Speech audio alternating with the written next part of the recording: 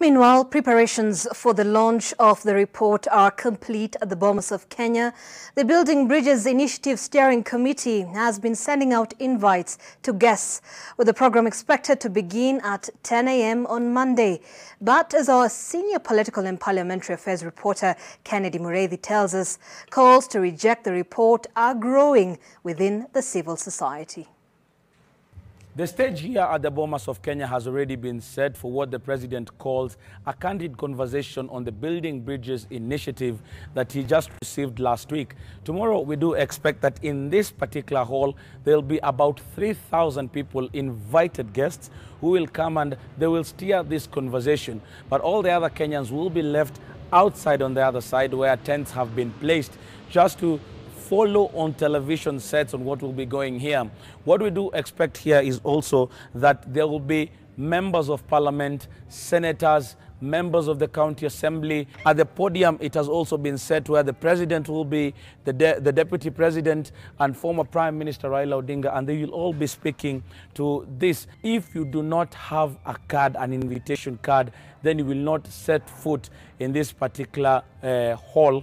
Then you'll sit outside with other people where the tents have been set aside.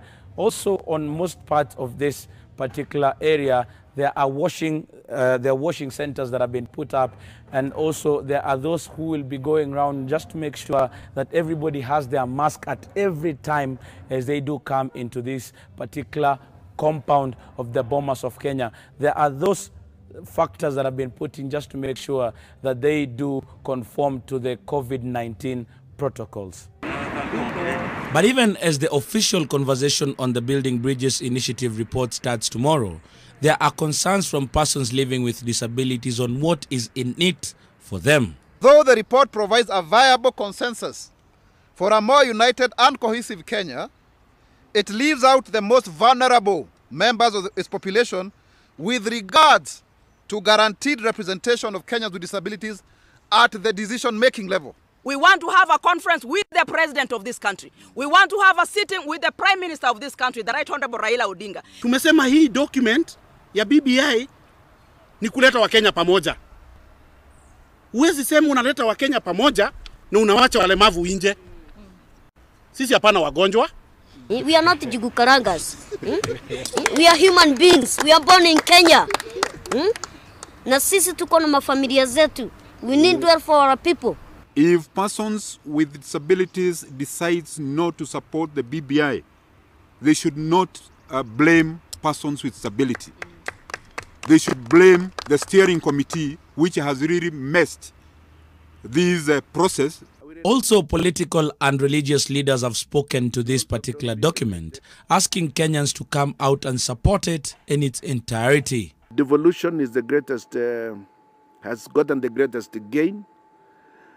We now have a more guaranteed revenue allocation system in which it doesn't have to wait for the whims of parliament to approve. Huu ni wakati wa kuketi chini, piga msasa ripoti hii. Kipi kizuri, kipi kibaya, na kama kuna kipi kibaya, kila ambacho si kizuri kinaweza rekebishwa.